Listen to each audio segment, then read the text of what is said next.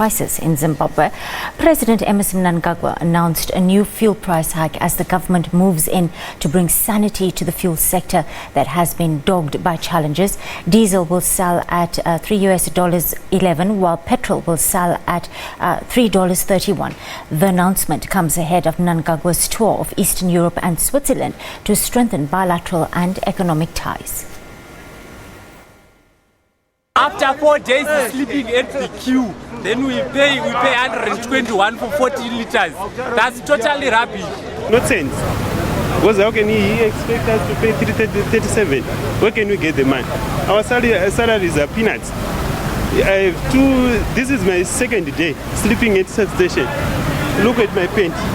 No bathing for the past 2 days because of the fuel. He must go. He's a failure. We can't live like this. All of us will sleep more than 2 nights, 2 days. Yeah. Things have been so bad, but the point they have reached now is it's not good. But I thought increasing the price will make it more available. What's the situation?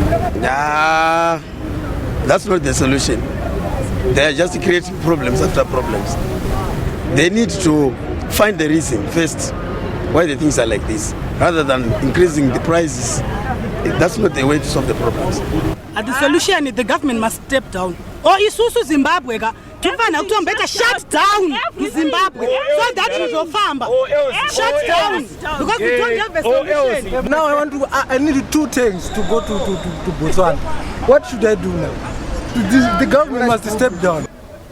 A clear display of outrage across the capital, following the hiking of fuel last night by the government of Zimbabwe. A fuel pump price of $3.11 per litre for diesel and $3.31 per litre for petrol will come into effect.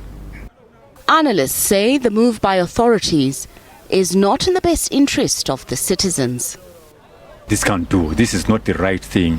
It mustn't be happening. And this government has no right to get its citizens into this state. It's not sustainable. It can't be right. Things have to be corrected. The increase in fuel will have a ripple effect that will see the cost of basic commodities skyrocketing and cause more shortages of basics in supermarkets. It might also lead to further fuel shortages, an outcome which is not desirable for the government at the moment.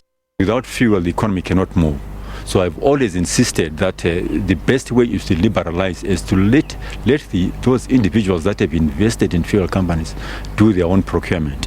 And don't start prescribing to them what currency they are going to sell. Because if we are living in a multi-currency basket system, there is nothing wrong in fuel companies demanding to be paid in US dollars. So don't start manipulating the sources and the supply of fuel, because you are not going to manage this government. There are other priorities. The opposition has called on the government to reconsider its actions, as this might lead to unrest in an already fragmented nation. It's clear that the situation is untenable. The economy is not working. The country is not functioning well. And it is so obvious to everyone. Everyone can see it. Everyone can feel it. Everyone now knows that we have an unstable situation in Zimbabwe. The solution going forward is dialogue. Nothing beats dialogue. And we've said we need people to come together. I've approached my colleague, Mr. Mnangagwa, to say let's dialogue on the key issues. He's not willing to play ball. As you know, it takes 2 to tango.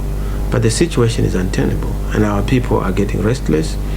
People are almost getting to self-help, which is not a desirable situation.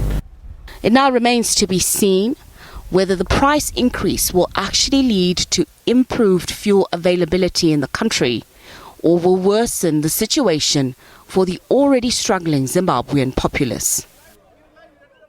Well, that's